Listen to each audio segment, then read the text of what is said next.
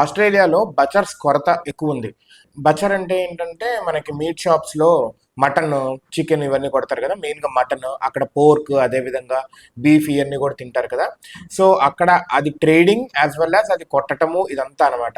ఇది చేసే వాళ్ళు అసలు దొరకట్లేదు అని ఒక అతను చెప్తున్నాడు.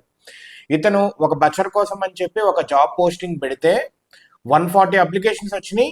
ఇవన్నీ భారతదేశం నుంచి, పాకిస్తాన్ నుంచి, బంగ్లాదేశ్ నుంచి వచ్చినాయి.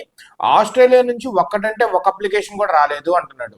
ఆయన బాధ ఏంటంటే, ఆయన ఏం వాపోతున్నాడంటే, ఆస్ట్రేలియాలో ఒక్క బచర్ ఈ మీట్ ట్రేడింగ్ కానీ లేకపోతే ఈ జాబ్ అనేది పిక్ చేసుకోలేదు ఎవ్వరు. దీనివల్ల బయట నుంచి తెచ్చుకోవాల్సి వస్తుంది. సరే బయట నుంచి తీసుకుందాం అనుకుంటే వీళ్ళందరికీ మనము స్పాన్సర్షిప్ చేయాలి, అంటే ఆ దేశం నుంచి ఈ దేశం రావడానికి. అదే విధంగా ఎవరికి దీంట్లో ఎక్స్పీరియన్స్ కూడా లేదంట. ఆయన చెక్ చేస్తే ఆయన బాధ దగ్గర దగ్గర $130,000 సంవత్సరానికి ఇవ్వడానికి ఓకే అన్నాడంట. అంటే 75 లక్షలు సంవత్సరానికి మన కరెన్సీలో చూసుకుంటే. అండ్